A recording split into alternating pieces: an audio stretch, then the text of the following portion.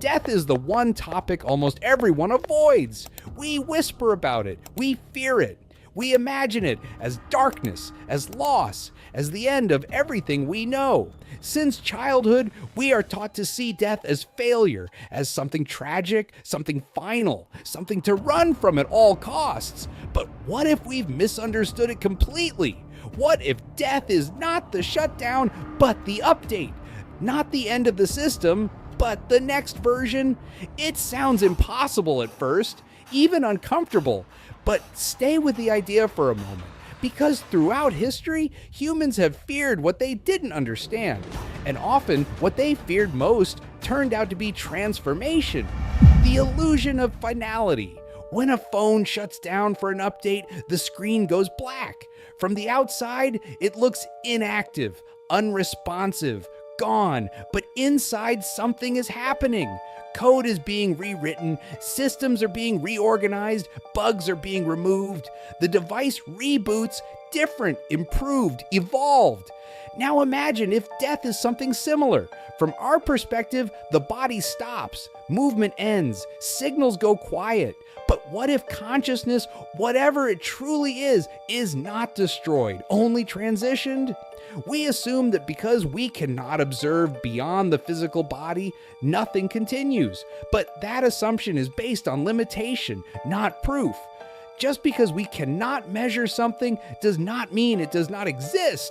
For most of history, humans believed the sun revolved around Earth. It felt obvious, it looked obvious, but obvious is not always accurate. What if our view of death is just another misunderstanding waiting to be corrected? Caterpillars don't know they'll fly. A caterpillar lives its entire life crawling. Its world is limited to leaves and branches. Then one day it enters a cocoon, and from the outside it looks like the end.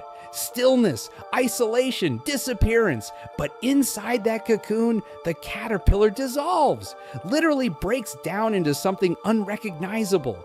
Its old form disappears completely. If you judge the process from the outside, you'd think it died. But then it emerges as something it could never imagine while crawling. A butterfly. What if death is our cocoon? What if the breakdown is not destruction but transformation? Energy never truly disappears. Science tells us something interesting. Energy cannot be created or destroyed. It only changes form. The body is physical matter. The brain is electrical signals.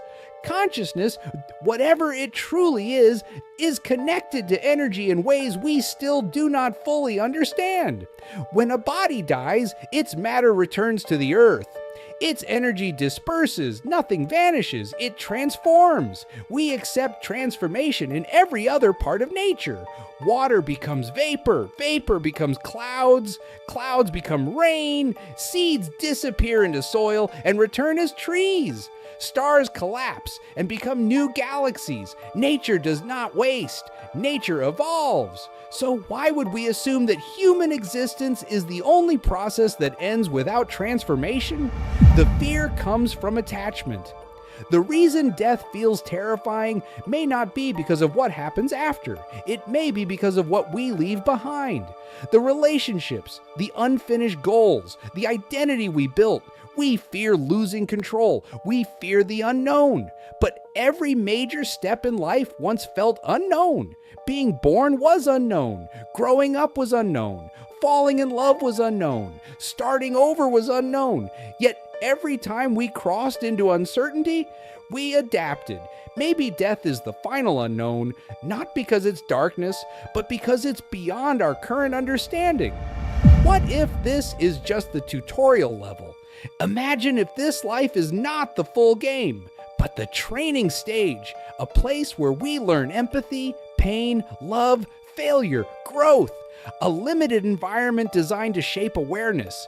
In video games, characters don't disappear when the level ends. They move forward, stronger, equipped, experienced. What if death is simply the level transition? The moment where the screen fades, not to black, but to a new environment we cannot yet see? It doesn't mean life here is meaningless. It might mean the opposite, that every action, every lesson, every moment matters because it prepares us for something larger. Or maybe the upgrade is perspective. But here's another simple way to look at it. Maybe death is not an upgrade to another world. Maybe it is an upgrade in the way we see this one. Think about it. The reason life feels important is because it does not last forever. We know our time is limited, and that changes everything. Because of that, we say, "I love you," while we still can. We try new things even when we are scared. We forgive people before it is too late. We chase dreams instead of waiting for the perfect time.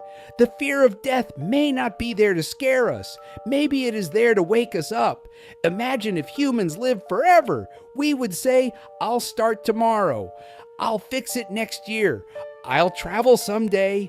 And someday might never come. If time had no limit, we would delay everything. We would waste years, maybe even centuries. But because we know life is short, every birthday matters, every hug matters, every small moment matters. In this way, death does not take value away from life. It actually gives life its value. It makes today important. It makes now powerful. So maybe the real upgrade is not after death. Maybe the real upgrade is how we choose to live. Because we know we will not live forever. The truth is, we don't know. And maybe that's the most honest conclusion.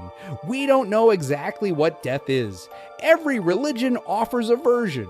Every philosopher offers an interpretation. Science studies the physical process, but consciousness remains a mystery. But uncertainty doesn't automatically mean emptiness. It means possibility. Throughout history, humans feared eclipses, storms, the ocean, the sky, until we understood them better. Death may simply be the last great mystery waiting for understanding. So, what if death is not the shutdown, but the upgrade? What if it is not the end of existence, but the end of limitation? What if, just like every transformation in nature, it feels like destruction only from the outside? We may not have the answer today, but maybe the real question is not what happens after death. Maybe the real question is this: if death is an upgrade, are you living this version fully? Because upgrades only matter if you use the previous version well.